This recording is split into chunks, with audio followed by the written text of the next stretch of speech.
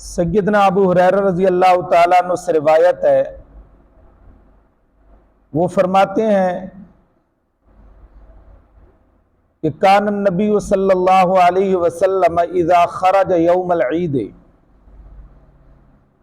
کہ نبی پاک صلی اللہ تعالی علیہ وسلم جب عید والے دن اپنے گھر مبارک سے تشریف لے کر جاتے نماز عید کے لیے اور باہر نکلتے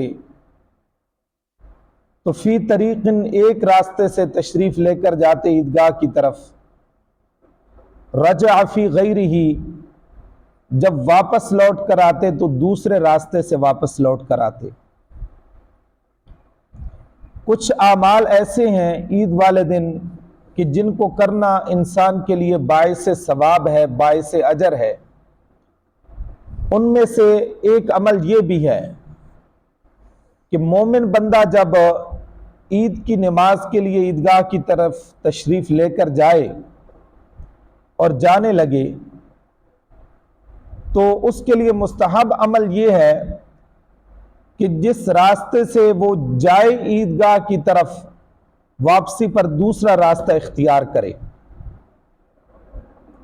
اب ایک راستے سے جانا، دوسرے راستے سے آنے، اس میں حکمت کیا ہے؟ علماء کرام نے کچھ حکمتیں لکھی ہیں راستہ بدلنے کے اندر۔ ایک حکمت یہ ہے تاکہ راستے جو ہیں مختلف راستے وہ انسان کی عبادت پر گواہ بن جائیں۔ نمبر 2، مختلف راستوں سے جب آئے گا اور جائے گا تو راستے میں ملنے والے فرشتے، جنات اور انسان جو ہے وہ انسان کی عبادت پر گواہ بن جائے۔ ایک تو یہ عمل مستحب ہے کہ انسان جانے لگے تو اور راستہ اختیار کرے، واپسی پر دوسرا راستہ اختیار کرے۔ نمبر 2، جاتے ہوئے اور آتے ہوئے تکبیرات جو ہے وہ بآواز بلند پڑھتا جائے۔ اللہ اکبر، لا الہ الا اللہ، اللہ اکبر وللہ الحمد، یہ تکبیریں جو ہیں آتے ہوئے جاتے ہوئے بآواز بلند پڑھے۔